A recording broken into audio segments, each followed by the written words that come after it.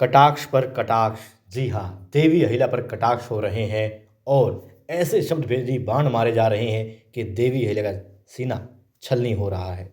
और कब? जब भीलों से लड़ करके देवी अहिल्या महल में लौट आती है। और ये घाव कौन दे रहा है?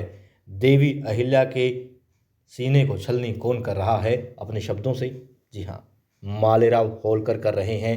देखिए, देवी अहिल्या महल में सकुशल वापस आ जाती हैं और जब मालेराव से मुलाकात होती है तो मालेराव कहता है, और वहाँ पर मैनाबाई भी होती हैं। मैनाबाई इसलिए वहाँ पर है ताकि मामला ज़्यादा ना बढ़े और मालेराव को काबू में रखा जा सके, क्योंकि वो बस उसे प्यार से किसी तरीके से मना लेती है, समझा लेती है। हालांकि समझ में तो खैर से कुछ नहीं आता, मगर वो ना लड़े किसी से, इतना तो वो कर पाती है। अब देवी अहिल्या से वो कहता है, क्या हुआ आई साहब, आपकी जीत के नगाड़े नहीं बज रहे हैं? उत्सव नहीं मनाया गया? आप तो जीत कर ही आई होंगी। वो कहना चाहता है कि यहाँ पर अब हार के क्यों आई हो? आप तो कहती है मैं हमेशा जीतती हूँ, मालेराव ही हारता है। फिर कहता है, आई साहब क्या हुआ? वो भील, वो लुटेरे, वो डकैत, आपने क्या उनको सीधे ही कारावास में डाल दिया?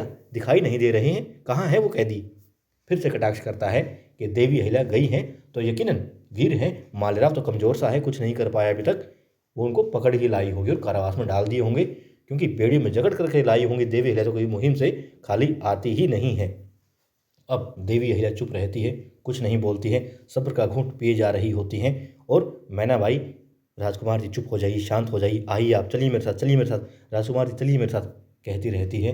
मगर तो नहीं नहीं मैनाबाई, जाना तो चाहिए ना मुझे, कि आखिर ये हमारी आई है और हर मुहिम को जीतती आई हैं, तो आज भी जीत करके आई होंगी। आई साहब मिले ना आपको, भीलों से मुलाकात हुई होगी आपकी, मिले कि नहीं?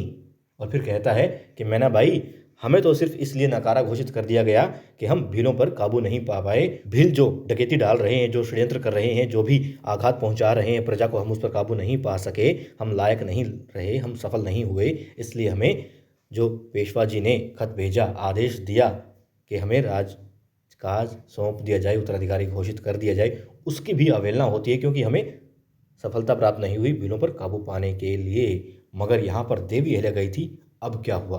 अब तो ये खुद गई थी मुहिम को अंजाम देने के लिए सैनिकों के साथ में। क्या हुआ?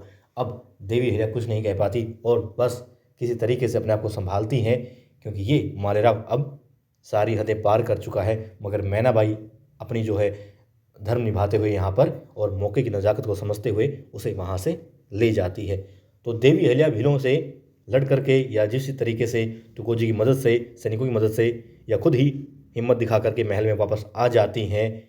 मगर घायल हैं, पूछा नहीं हालचाल, सिर्फ कटाक्ष किए हैं इस मालेराव ने। अब देवी अहिल्या योजना बनाएगी और किस तरीके से भीलों पर, डकैत भीलों पर काबू पाएंगी, ये हम देखेंगे। लेकिन फिलहाल खुशी की बात यह है कि देवी अहिल्या वहाँ से सकुशल वापस आ चुकी हैं।